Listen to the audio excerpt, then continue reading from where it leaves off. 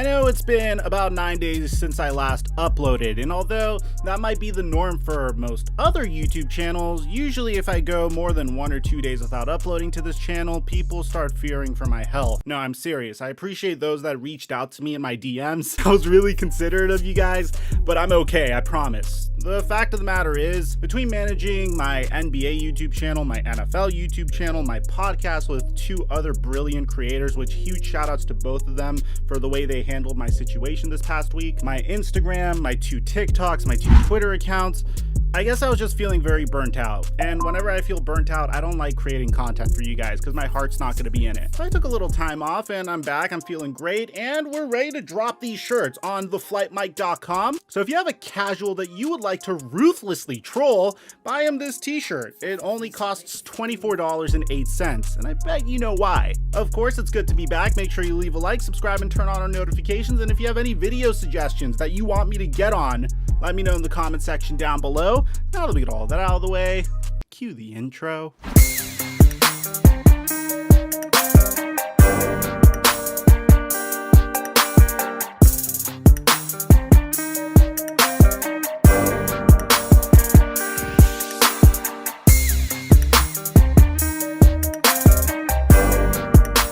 Mic check 1 2 1 2. What's going on, everybody? So in order to make a proper introduction for this video, it's very important to preface everything I'm about to say by mentioning that we're only 5 games into the regular season. There's been many times in NBA history where a team has gotten off to a scorching red hot start that made them look like bona fide championship contenders, only to completely break down towards the end of the season, being that a result of just bad team chemistry or a key player getting injured or locker room issues. And on the flip side, we've seen many teams that looked horrific at the start of the season completely turn it around towards the end of the season and either make deep playoff runs or eventually win a NBA championship, be it as a result of a key trade like the 2007 to 2008 Lakers that were able to acquire Pau Gasol in a mid-season trade, or last year's Milwaukee Bucks, which looked absolutely unstoppable as they got hot at the right point and completely bulldozed their opponents and won some very difficult, tough key games en route to a NBA championship. But in this instance, the Golden State Warriors are a very, very unique case, because the reason I predicted the Warriors were going to be good going into the regular season isn't the reason why they've been performing so well so far. For example, I said coming into the regular season that there is going to be a huge dependence on their brand new pure 3-point shooter Moses Moody, who was going to fill in the void for Klay Thompson until Klay Thompson was able to return from injury and do Klay Thompson things again. But at the time I'm recording this video, Moses Moody has played a handful of minutes thus far. The other rookie that the Golden State Warriors have drafted, Jonathan Kuminga, who was drafted before Moses Moody, also has yet to enter a NBA game because the Cumbucket is currently working his way back from an injury. Andrew Wiggins has been pretty solid thus far, and I'm not saying this as a knock on Andrew Wiggins, but for the most part, he hasn't really taken a gigantic leap forward, nor has he taken a huge step back. He's pretty much been the same player that we've known him to be over the past year. Otto Porter looks nothing like the former number 3 overall pick of the 2013 NBA draft, nor was he expected to. He was considered to be a very low risk, high reward role player who so far has been filling his role with about 5.6 points per game. Nemanja Bjelica, also the same type of situation. So if it's not the Golden State Warriors' new draft picks that are stepping up because of a lack of an opportunity thus far, if it's not James Wiseman taking the next step because he has yet to take the court so far this year and he's not expected back until December, if the Golden State Warriors are short-handed, they don't have Klay Thompson coming back up until around December time, which, by the way, shout out to Klay Thompson. He is absolutely crushing social media during his time off with all these funny posts. He just posted this video of him shooting threes in a Jackie Moon jersey, which is a reference to him looking like Jackie Moon when he had a NBA record 14 3-pointers made, wearing a headband about 3 years ago. Then what is the reason for the Golden State Warriors' success? How are they any different this year than they were last year when this team was essentially a one-man show behind the likes of Steph Curry, pretty much doing his best impression of a 2005-2006 post-Shaquille O'Neal Kobe Bryant? Well, allow me to explain. Now, the role player that has been stepping up in a